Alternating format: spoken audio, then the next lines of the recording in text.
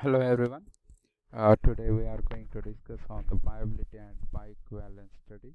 So both are the much more important for the study of these biopharmaceutics. So here we can see what are the different applications or what is the meaning of actually the viability and bioequivalence. So in this, the essential to ensure the uniformity in standards of the quality, efficacy, safety of the pharmaceutical product. So reasonably, it will assure is to be provided that the various product that containing the same active ingredient that marketed by the different licensees are clinically equivalent and interchangeable. Then release of an active substance that should be the release of an active substance that should be known, and it should be the reproducible. Both viability and bioequivalence that focus on the release of drug substance from its dosage form and subsequent absorption in the circulation. Then similar approaches to measure the viability that should be followed in the demonstrating bioequivalence. So different parameters that we are going to discuss. Then simply what is the viability? So the viability, it is the measurement of the relative amount and rate of which the drug from administered dosage form reaches the systemic circulation and becomes available at the site of action. So viability fraction, it is also the important parameter. Here you can see the formula for calculating the viability fraction, that is F is equal to viable dose upon administered dose. So amount of drug that is present in the systemic circulation divided by amount of drug that has been administered orally or by any route of administration. So this is important graph with the view of this viability and bioequivalence. So this viability and bioequivalence that is calculated with the therapeutic relevance. So what is therapeutic relevance? Here in the graph, if we calculate the time versus plasma drug concentration curve, so it will, so in this graph we can see the time versus plasma drug concentration. Here you can see the absorption phase, then post absorption phase. So both are here. Here is the decline phase which comes after the post absorption phase. So here Cmax, that is absorption ratio, is equal to elimination rate.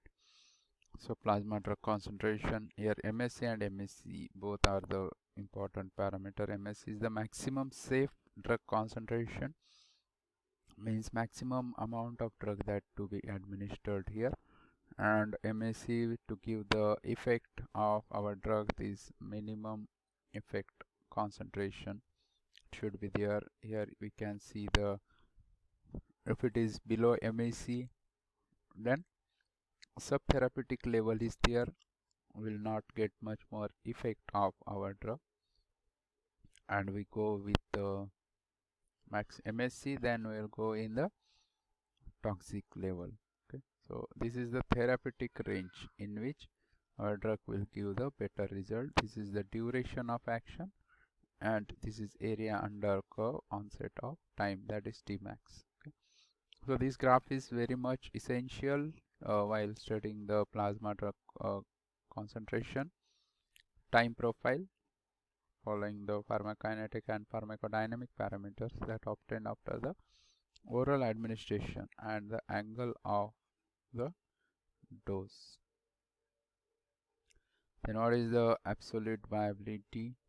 So absolute viability compares the viability of the active drug in systemic circulation following with the non-intravenous administration, non-IV administration, with the same drug following the IV administration. So both for IV administration and non-IV, supposed to be oral administration or any of the non-IV administration. So for both these, this absolute viability is useful or important.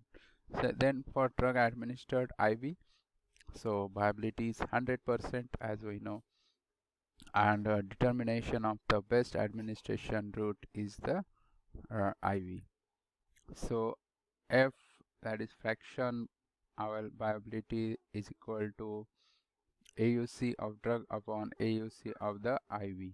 So AUC of the drug, that is administration of the drug in the systemic circulation, and IV. So drug and IV we have to compare it with the absolute viability.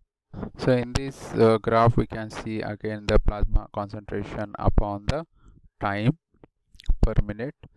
For oral administration, for nasal, and for IV administration, here we can see for the oral administration the graph is completely declined, or it is completely uh, attached with the minimum time.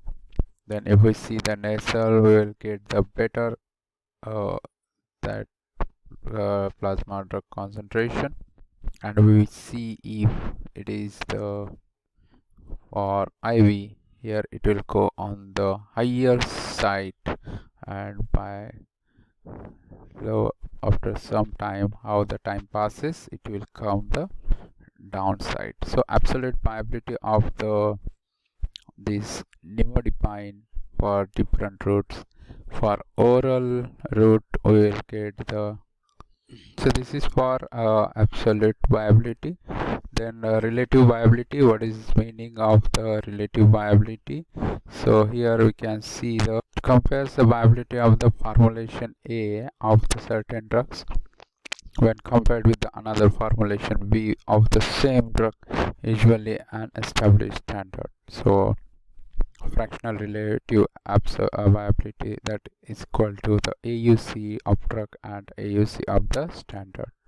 So in this the formulation and formulation A and B, if we can see the changes in the graph in the therapeutic range, that we can see with the MTC, that is maximum time concentration of drug in the plasma, and MEC, that is minimum effective concentration. So both that we can see with the plasma concentration versus the time curve.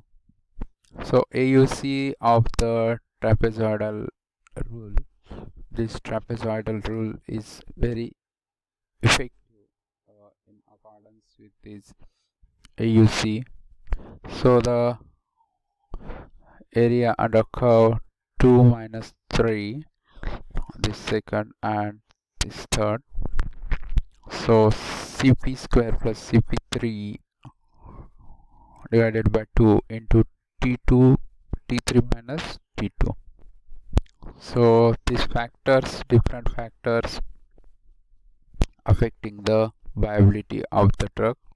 So different factors like physical properties of a drug. So these physical properties are very essential with relation to the physical state, that liquids or solutions that are having the more viability as compared to the solids. So solutions, suspension, capsule, tablet, and coated tablets. So crystalloids and colloids, they are also effective, or they play a role in the viability. So lipids are water solubility. So aqueous phase, they are having at absolute site and passage across the cell surface. So if we see this picture of the family circus, so here you can see he's saying how will that stuff that get from down there up to my sore throat. So as it is a liquid, then it will go fast, and he's getting the problem with the solids. So he's saying how will that stuff that will get from down there up to my sore throat, up to his throat. So the dosage form that also plays the important role, like particle size, important for the sparingly soluble drugs, then decreases the size, then increases the absorption, decreases the dose. The nanocrystalline formulations, they are having the good viability. And if decreases the absorption needed, the local action on the GIT, okay, increases the size. Then physiological factors like ionization, an ionized form penetrates the GI mucosal lining quickly. The pH of the fluid, that also affects. So weak acids, acidic drugs like aspirin, barbiturates, they dissolve in the stomach and duodenum. Then weakly basic acids like pethidine and ephedrine, they goes in small intestine. And strongly acidic or basic drugs that are highly ionized and poorly absorbed. Okay, so depend upon the pH, that also affect on high side of the viability. Then GI transit time, so in this the prolonged gastric emptying time, that is delayed absorption due to the stasis. Example is the anticholinergic drugs or diabetic neuropathy. This prolonged gastric emptying time, that is calculated, so increase the peristaltic activity like metoclopramide, that leads up to the absorption of analgesics. Then excessive peristaltic activity as in diarrhea, that impairs the absorption. Then fed state, that impairs that process of drug to the intestine, decreases the absorption. And for the increasing splenic blood flow, it increases the absorption for the prolonged time or for the long time. Okay, so this GI transit time is also affect on the absorption of the drug. First pass metabolism in the gut wall, like isoprenaline in the liver. The presence of other agents like vitamin C increases the iron absorption. Then phytates retards it. Then calcium, it decreases the absorption of the tetracyclines. So for the absorption of the calcium, as we know, there is the need of the vitamin D. Okay, all cholecalciferol, that is taken with the calcium to increase the absorption of the drug. Then disease states like malabsorption, then achlorhydria, cirrhosis, biliary obstruction can hamper the absorption. Then intrahepatic cycling, it increases the viability. Example is the morphine and OC pills. Then concept of equivalent, so the pharmaceutical equivalent, pharmaceutical alternatives, so equal amount of the identical active drug ingredients, that is the same salt or ester of the therapeutic moiety. It is identical for the dosage forms and not necessarily containing the same active ingredients. Then pharmaceutical alternatives like identical therapeutic moiety or its precursors, not necessarily the same, like salt or ester of the therapeutic moiety, or amount of that drug which are going to be alternate. Then dosage form of that drug, that takes place. Then bioequivalence, what is the bioequivalence?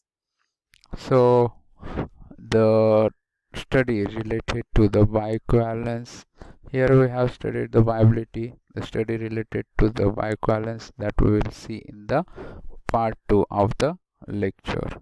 Thank you.